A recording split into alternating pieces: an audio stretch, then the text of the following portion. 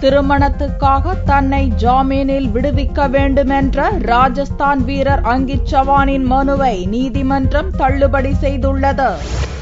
IPL spot fixing குற்றச்சாட்டின் கீழ் கைதான ராஜஸ்தான் ராயல்ஸ் அணி வீரர்கள் ஸ்ரீசாந்த், அஜித் சண்டிலா ஆகியோரது போலீஸ் காவல் முடிந்ததை அடுத்து டெல்லி சாகத் நீதிமன்றத்தில் செவ்வாயன்று இருவரும் ஆஜர்படுத்தப்பட்டனர்.